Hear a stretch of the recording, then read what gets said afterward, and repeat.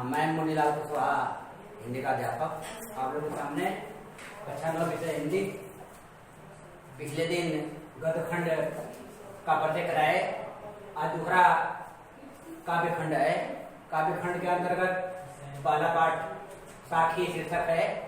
इस साखी शीर्षक के रचयिता निगुण शाखा के प्रसिद्ध कवि कबीरदास जी हैं। कबीरदास जी ने इस साखी शीर्षक के अंतर्गत गुरु की महत्ता पर प्रकाश डाले हैं। उन्होंने बताया है कि गुरु की कृपा से ही ज्ञान प्राप्त होता है और ज्ञान प्राप्त करके हम प्रभु तक पहुंच सकते हैं। यदि हमारा मन पवित्र नहीं है, हमारे विचार अगर अच्छे नहीं हैं, तो हम आगे नहीं बढ़ सकते। 3 नंबर 2 दूसरा पाठ है पदावली। पदावली शीर्षक में मीराबाई इसके रचयिता हैं।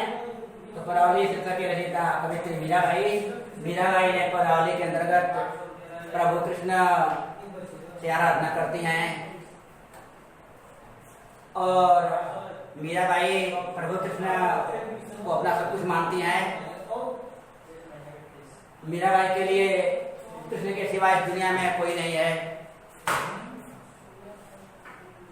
अगला पाठ है दोहा। नंबर 3 दोहा ये दोहा रहीमदास जी का है। इस दोहा के रचयिता रहीमदास जी हैं। रहीमदास जी का पूरा नाम अब्दुल रहीम खान खाना। रहीमदास जी इस दोहा के अंतर्गत यह दर्शाते हैं कि यदि व्यक्ति सज्जन है तो उसकी सज्जनता के पीछे यदि करोड़ों दुष्ट लगे हुए हैं, फिर भी वे उसकी सज्जनता को वैसे ही प्रभावित नहीं कर सकते हैं। जैसे चंदन के वृक्ष पर अनेकों विषय फलते रहते हैं, लेकिन वे उस चंदन के वृक्ष की शीतलता को व्यक्त नहीं कर पाते हैं, उनका ऊपर कोई प्रभाव नहीं पड़ता है। ऐसे अनेकों ज्ञान मार्गी भक्ति मार्गी तरह तरह की बातें हैं रहीमदास जी बताए हैं। रहीमदास के दोहों से हमें बहुत कुछ सीख मिलती है। अगला पाठ नंबर 4 प्रेम माधुरी शीर्षक भारतेंदु हरिश्चंद्र जी के द्वारा रचित है। छायावादी भारतेंदु हरिश्चंद्र जी ये युग निर्माता कवि हैं। इनके नाम पर भारतेंदु युग पड़ा, इसलिए इन्हें युग निर्माता कवि की संज्ञा दी गई है। हिंदी गद्य जगत का पौधा भारतेंदु जी ने ही रोपा था, इसलिए भारतेंदु हरिश्चंद्र जी को हिंदी गद्य का जनक भी कहते हैं। प्रेम माधुरी में भारतेंदु हरिश्चंद्र जी ने वर्षा ऋतु के मनोरम दृश्य का बड़ा सुंदर चित्रण किया है। इसके साथ साथ आगे के पदों में भारतेंदु जी ने ब्रज की गोपियों के विरह वर्णन का सुंदर चित्रण किया है। अगला पाठ पंचवटी। पंचवटी का अर्थ होता है पंच माने 5 और वटी माने वृक्ष। 5 वृक्षों की छाया में एक पर्ण कुटीर है, एक पत्ते की झोपड़ी बनी है, जिस झोपड़ी का नाम है पर्ण कुटीर। वनवास के समय में पुरुषोत्तम राम, भाई लक्ष्मण, माँ जानकी तीनों जाकर उसी पंचवटी में विश्राम करते हैं। पंचवटी के अंदर पुरुषोत्तम राम और जानकी विश्राम कर रहे हैं। रात्रि का समय है, चांदनी रात है और बाहर तक्षशिला पर छोटे अनुज लक्ष्मण पहरा दे रहे हैं। इसका बड़ा सुंदर चित्रण है।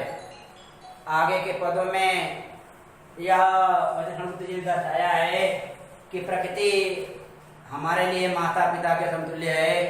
जैसे माता पिता हमें पालते पोसते हैं, बड़ा करते हैं और हमारी गलतियों के लिए हमें दंड भी देते हैं, वैसे ही प्रकृति भी वैसा ही व्यवहार करती है। Nature is the best teacher for human. प्रकृति मानव के लिए सबसे श्रेष्ठ गुरु है। प्रकृति की गोद में पल करके मिट्टी में खिल करके हम बड़े हुए हैं, इसलिए प्रकृति प्रकृति को, इस धरती को रत्नगर्भा भी कहा जाता है। आगे के पदों में यह दर्शाया गया है कि जब राम लक्ष्मण के वनवास की अवधि पूर्ण होने को होती है तो माता जानकी और लक्ष्मण बड़ा उदास हैं, आपस में बातें कर रहे हैं कि 14 वर्ष के वनवास की अवधि अब समाप्त होने को है और समय नजदीक है और हमें तो ऐसा जान पड़ता है, लगता है हम कल के ही वनवास में आए हुए हैं। अर्थात 14 वर्ष का समय कब बीतने वाला है उन्हें यह पता नहीं चला। अब उसके बाद जब आगे कार्यक्रम बढ़ता है तो देखा गया कि रामचंद्र जी अयोध्या वापस आने पर राजा बनेंगे और राज्य का कार्यभार संभालेंगे।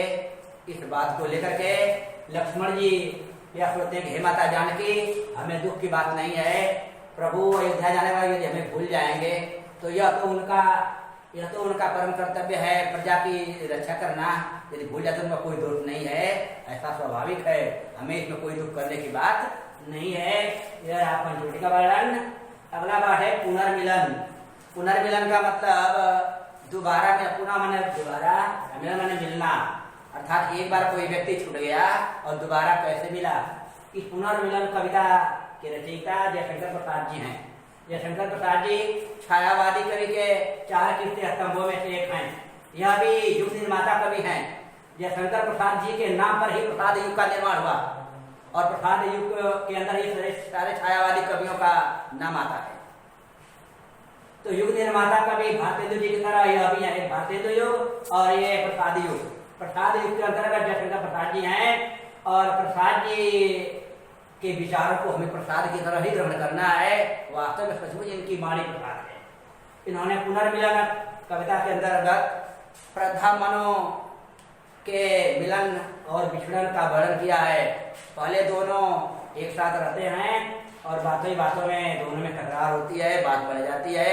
फिर रात में चुपचाप ये मनु सो जाते हैं और जब अर्धरात्रि होती है चुपके से प्रथा को बिना बताए उठते हैं, निकल जाते हैं, बाहर चले जाते हैं, छोड़ करके अकेले प्रथा को। प्रथा की जब निद्रा खुलती है तो वह देखती है कि अरे मेरे स्वामी तो नहीं है। वो बहुत बेचैन होती है, दुखित होती है। अबला विपद की मारी अपने बालक को लिए हुए और अर्धनग्न अवस्था में दुख की मारी बेचारी राजपथ की ओर बढ़ती है, अपने पति को खोई रही है। खोते हुए राजपथ पर उसकी भेंट कीड़ा से होती है। कीड़ा में होता है बुद्धि उसे अपने पास बैठाती है, उसकी निज व्यथा को खोलती है, पूछती है उससे। सारी बात सुनने के बाद कीड़ा प्रथा को अपने साथ लेकर के उस स्थान तक पहुंचती है जहाँ मनु राजमार्ग पर बिल्कुल एकांत शांत निर्जन स्थान में बिल्कुल घायल पड़े मुद्रा में लेटे हुए हैं, उन्हें होश ख्याल नहीं है। जैसे ही वहाँ प्रथा पहुंचती है, मनु को देखती है, मनु के पास दौड़कर जाती है, अपने कोमल हाथों के स्पर्श मात्र से, प्रथा के कोमल हाथों के स्पर्श मात्र से मनु की पीड़ा जाती रहती है। कुछ समय के बाद वो समय आ जाता है कि प्रथा की पीड़ा, ये मनु की पीड़ा समाप्त हो जाती है और मनु की आंखें खुल जाती हैं। फिर उस जंगल में जहाँ मंगल है वहाँ मंगल का दृश्य उपस्थित हो जाता है। इस तरह से एक बार विछड़न हुआ, फिर दोबारा मिलन हुआ, इसलिए इस पाठ का नाम है पुनर्मिलन। अगला पाठ है दान। दान कविता के रचयिता सूर्यकांत त्रिपाठी निराला जी हैं। यह भी छायावादी 4 कवियों के स्तंभों में एक हैं। प्रसाद पंत निराला और महादेवी वर्मा, उसी में निराला का नाम है। ये निराला हैं, इनका नाम निराला, इनका काम निराला, इनकी रचनाएं निराली, इनका चेहरा भी निराला। देखेंगे तो अजीब है, बिल्कुल सामान्य व्यक्ति हैं और देखने में जितना सभ्य हैं उतने उच्च कोटि के विद्वान हैं। तो दान कविता के अंतर्गत गोमती नदी के तट पर किनारे सुबह के प्रातः कालीन सूर्य के उगते समय का सुंदर चित्र वर्णन है। सूर्य खिलता है, सूर्य उगता है, कमल खिलता है, पानी बह रहा है, हवा मन चल रही है, बहुत अच्छा दृश्य है, इसका वर्णन है। आगे इसी दान कविता के अगले भाग में भिक्षुक का वर्णन है। एक भिक्षुक है जो उसी गोमती नदी के पुल पर जाकर के बैठा हुआ है, एक बंदर बैठे हुए हैं। एक पुजारी जो नदी में स्नान करता है, जल चढ़ाता है और ऊपर आता है, बंदरों को कुआं देता है, लेकिन उस भिक्षु को एक कुआं नहीं देता है। यह बात देख करके निराला जी बड़े चिंतित होते हैं और कहते हैं क्या है दुनिया का रीति, क्या नियम है, क्या गजब है, हमें समझ में नहीं आता है। इस तरह से उन्हें बहुत दुख होता है। तो ये है दान कविता। अब नंबर 8 है उन्हें प्रणाम। उन्हें प्रणाम शीर्षक के रचयिता कवि राष्ट्रीय कवि का दर्जा सभी ने सबको नहीं मालूम है। एक दिनकर जी हैं और एक सोहनलाल द्विवेदी जी हैं, दो ही कवि ऐसे हैं आप लोगों के सामने जो राष्ट्रीय कवि का दर्जा प्राप्त है, और सभी राष्ट्रीय कवि कोई नहीं है। अब देखिए सोहनलाल द्विवेदी जी उन्हें प्रणाम कविता में युग निर्माता गांधी जी, राष्ट्रपिता महात्मा गांधी जी के ऊपर प्रकाश डाले हैं पहले अवतरण में। उसके बाद सोहनलाल द्विवेदी ने बारी बारी से देश के हर महापुरुषों, कवियों, लेखकों और देशभक्तों, आजादी के दीवानों सबके ऊपर प्रकाश डाला है। उन्होंने यह दर्शाया है कि सबके प्रयास से, सबके अथक प्रयास से हमारे देश को आजादी मिली है, और जो सबके अथक प्रयास से जो आजादी मिली है, उस आजादी का अब सुख वैभव का लाभ पूरी दुनिया ले, और यही उनकी मनोकामना है। कवि जो कुछ लिखते हैं वह अपने लिए नहीं, संपूर्ण सबके लिए लिखते हैं। उनके पीछे अपना कोई अपना निजी उनका रहस्य नहीं होता है, उनका कोई अपना निजी स्वार्थ नहीं होता है। फिर अगला पाठ है पथ की पहचान। पथ की पहचान कविता के शीर्षक के रचयिता है हरिवंश राय बच्चन जी। अमिताभ बच्चन और हरिवंश राय बच्चन ये दोनों एक ही घराने के बाप बेटे हैं। तो हरिवंश राय बच्चन जी देखिए, हरिवंश राय बच्चन जी उच्च कोटि के कवि। पथ की पहचान कविता के अंदर उन्होंने यह दर्शाया है कि यह मनुष्य का जीवन पथ है जो बहुत लंबा है। जीवन से लेकर मरण तक की जो कहानी है वो इसी का नाम है जीवन पथ। और उन्होंने यह दर्शाया कि जीवन पथ की कहानी न कहीं पुस्तकों में लिखी है, न कहीं इसका वर्णन मिलता है, क्योंकि इस जीवन पथ पर जो भी आगे बढ़ा है वो लौट करके वापस नहीं आया है। और जीवन पथ ठीक वैसे ही जैसे अज्ञात रास्ता है, जो गया इस रास्ते पर वो गया चला गया, फिर लौट कर नहीं आया। और शेष बातें बताएं इसमें। अगला पाठ है बादल को घिरते देखा है। इस प्रस्तुत पाठ के रचयिता कवि नागार्जुन जी हैं। नागार्जुन जी ने वर्षा ऋतु के समय हिमालय पर्वत के ऊपर, ऊंचे शिखरों के ऊपर आकाश में मंडराते हुए बादलों को हवा के साथ दो हाथ करते हुए देखा है। तो वही है बादल को घिरते देखा है। उसका सुंदर वर्णन 3-4 पाठों में है, बहुत रोचक है। फिर अगला पाठ है अच्छा होता सितार संगीत की रात। इन दोनों शीर्षकों के रचयिता हैं कवि केदारनाथ अग्रवाल जी ने अच्छा होता शीर्षक में लिखा है। उन्होंने मनोकामना की है अपने लिए नहीं, संपूर्ण देशवासियों के लिए, संपूर्ण विश्व के मानव मात्र के लिए उन्होंने कामना की है कि हे प्रभु, यदि सब लोगों के विचार अच्छे होते, तो उनकी निगाहें अच्छी होती और सबकी सोच अच्छी होती, सबका उपकार करते, कोई किसी को धोखा नहीं देता, कोई किसी को नहीं ठगता, कोई चोरी बेईमानी हत्या बलात्कार नहीं करता, तो आगे आने वाला सबका जीवन कैसा होता। जो बहुत उच्च कोटि का उनका विचार है, अच्छा होता। छोटे से शीर्षक के अंतर्गत बहुत अच्छी अच्छी बातें इन्होंने पिरो रखी है। फिर अगला शीर्षक है सितार संगीत की रात। सितार संगीत की रात में उन्होंने बताया है कि व्यक्ति जब दुख में होता है तो उसे कुछ भी अच्छा नहीं लगता है, अच्छी चीजें भी बुरी लगती हैं। यदि कोई बीमार है और कोई रेडियो का संगीत का अच्छा गाना बजाए तो उसे बुरा लगता है, कहता है बंद करो, जल्दी बंद करो, मेरे को सुनना नहीं चाहता, जल्दी आने लो। तो सितार संगीत की रात में अंत में केदारनाथ अग्रवाल जी अंतिम पंक्तियों में दर्शाते हैं कि सीता संगीत की अधिष्ठात्री देवी माँ प्रकृति की कृपा से ही किसी को संगीत में महारत प्राप्त होता है, और सितार के द्वारा या किसी वाद्य यंत्र के द्वारा संगीत प्रस्तुत करने का सबसे उचित समय रात को ही माना गया है। अब अगला पाठ है युगवाणी शीर्षक के रचयिता कवि शिवमंगल सुमन जी हैं।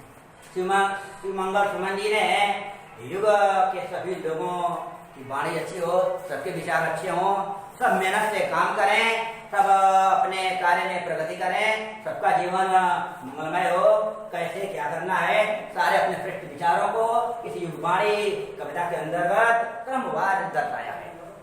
अब अंतिम पाठ है प्रभु जी तुम चंदन हम पानी। अरे प्रभु, तुम चंदन हम पानी।